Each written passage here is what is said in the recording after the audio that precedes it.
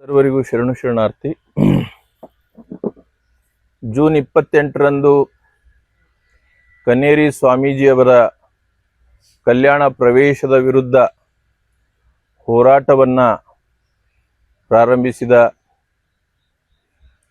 ಈ ಒಂದು ಹೋರಾಟದ ನೇತೃತ್ವ ವಹಿಸಿರುವ ಡಾಕ್ಟರ್ ಬಸವಲಿಂಗ ಪಟ್ಟದ್ದೇವರ ಪಾದಗಳಲ್ಲಿ ವಂದಿಸಿ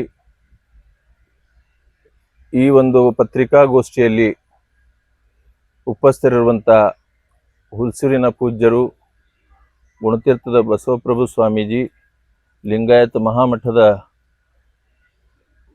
ಪ್ರಭುದೇವ ಮಹಾಸ್ವಾಮಿಗಳು, ಭಾಲ್ಕಿ ಹಿರೇಮಠದ ಗುರುಬಸವ ಪಟ್ಟದ್ದೇವರು, ಬಸವಧರ್ಮ ಪೀಠದ ಸಿದ್ದರಾಮೇಶ್ವರ ಸ್ವಾಮೀಜಿಯವರು ಹಾಗೂ ಇನ್ನುಳಿದ ಎಲ್ಲ ಪೂಜ್ಯರಲ್ಲಿ ಭಕ್ತಿಯ ಶರಣಾರ್ಥಿಗಳನ್ನು ಅರ್ಪಿಸಿ ಈ ಒಂದು ಪತ್ರಿಕಾಗೋಷ್ಠಿಯಲ್ಲಿ ಉಪಸ್ಥಿತ ಎಲ್ಲ ಪತ್ರಿಕಾ ಬಾಂಧವರಿಗೆ, ಮಾಧ್ಯಮದವರಿಗೆ ಶರಣು ಶರಣಾರ್ಥಿ.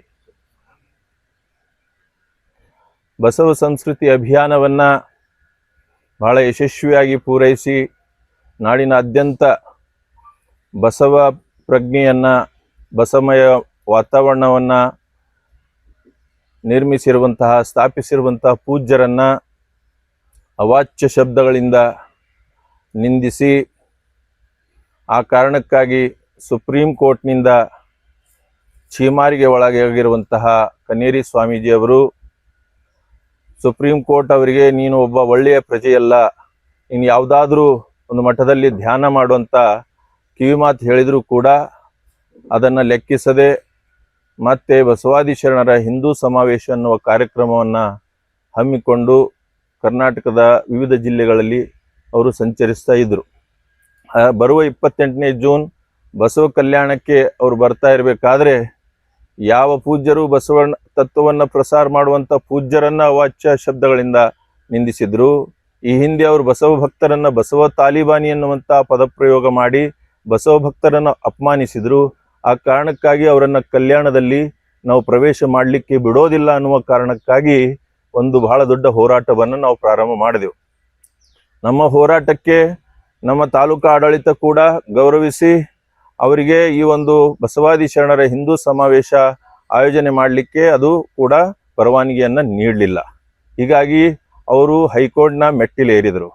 ಇವತ್ತು ನಮಗೆಲ್ಲ ಬಸವ ಭಕ್ತರಿಗೆ ಒಂದು ಬಹಳ ದೊಡ್ಡ ಸಂತೋಷ ತಂದಿದೆ. ಹೈಕೋರ್ಟಿನ ತೀರ್ಪು ಈ ಬಸವ ಭಕ್ತರ ಒಂದು ಹೋರಾಟಕ್ಕೆ ಗೆಲುವನ್ನು ತಂದಿದೆ. ಅದೇನೆಂದರೆ ಅದು ಬಸವಾದಿ ಶರಣರ ಹಿಂದೂ ಸಮಾವೇಶಕ್ಕೆ ಪರವಾನಗಿಯನ್ನು ಕೊಟ್ಟಿದೆ. ಆದರೆ ಆ ಒಂದು ಕಾರ್ಯಕ್ರಮದ ಕೇಂದ್ರ ಬಿಂದು ಹೀರೋ ನಮ್ಮ ಕನ್ನೇರಿ ಸ್ವಾಮೀಜಿಯವರಿಗೆ ಯಾವುದೇ ಮಾತನಾಡಬಾರದು ಅನ್ನುವಂತಹ ಒಂದು ನಿರ್ಬಂಧವನ್ನು ಹೈಕೋರ್ಟ್ ಹೇರಿದೆ. ಹೀಗಾಗಿ ಅವರು ಬಂದರೂ ಕೂಡ ಇಲ್ಲಿ ಯಾವುದೇ ಮಾತಾಡುವಂಗಿಲ್ಲ, ಮಾಧ್ಯಮವನ್ನು ಉದ್ದೇಶಿಸಿ ಮಾತನಾಡುವಂಗಿಲ್ಲ, ಬೈಟ್ ಕೊಡೋಂಗಿಲ್ಲ.